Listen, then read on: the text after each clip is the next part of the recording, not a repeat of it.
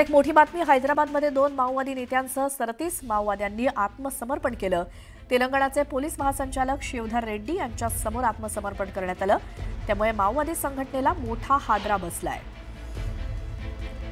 हैदराबादमध्ये 2 माओवादी नेत्यांसह 37 माओवाद्यांनी आत्मसमर्पण केल्याची मोठी बातमी। तेलंगणाचे पोलीस महासंचालक शिवधर रेड्डी यांच्या समोर आत्मसमर्पण करण्यात आलं। त्यामुळे माओवादी संघटनेला मोठा हादरा बसलाय।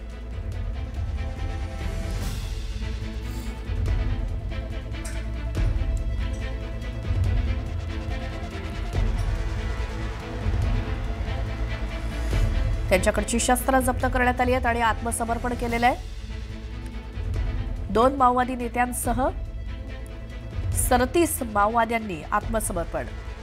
37 माओवादी आणि त्यांचे 2 नेते तेलंगणाचे पोलीस महासंचालक शिवधर रेड्डी यांच्या समोर या 37 माओवाद्यांनी आणि त्यांच्या नेत्यांनी आत्मसमर्पण केलं। त्यामुळे माओवादी संघटनेला मोठा हादरा बसला। या संदर्भात माहिती घेऊयात आमचे प्रतिनिधी महेश तिवारी यांच्याकडनं। महेश, याबद्दल काय माहिती?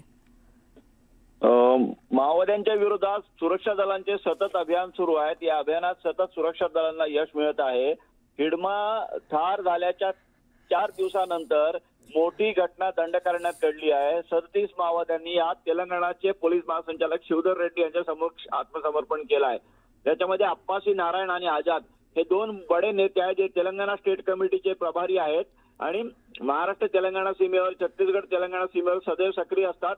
अप्पासी नारायण हे 32 वर्षापासून माओवादी संघटनेत आहेत। अनुभवी नेते म्हणून त्यांची ओळख आहे आणि त्याच्यासोबत दंडकारण्य झोनल समितीचे, विभागीय समितीचे, डीव्हीसीएम, एसीएम रँकचे काही माओवादी आहेत, महिला माओवादी आहेत।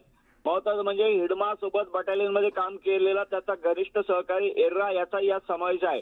या सगळ्या माओवाद्यांनी आज तेलंगणाचे पोलीस महासंचालक शिवधर रेड्डी यांच्या समक्ष आत्मसमर्पण केलं आहे आणि यात महत्त्वाचं म्हणजे त्यांच्याजवळ जी अत्याधुनिक शस्त्र होती, AK-47, SLR, 303 याच्यासह आणखी काही वेपन्स होते, ते सगळे त्यांनी पोलिसांच्या स्वाधीन केलेले आहेत। आणि दंडकारण्यामध्ये आता सुरक्षा दलाच्या मोहिमेनंतर माओवादी धास्तावले आहेत, यातून दिसून पडत आहे।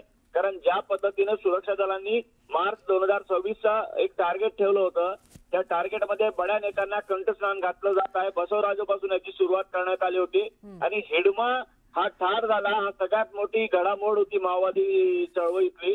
आणि त्याच्यानंतर त्या पार्श्वभूमीवर आज घडलेलं तेलंगणातलं आत्मसमर्पण खूप मोठं आत्मसमर्पण आहे।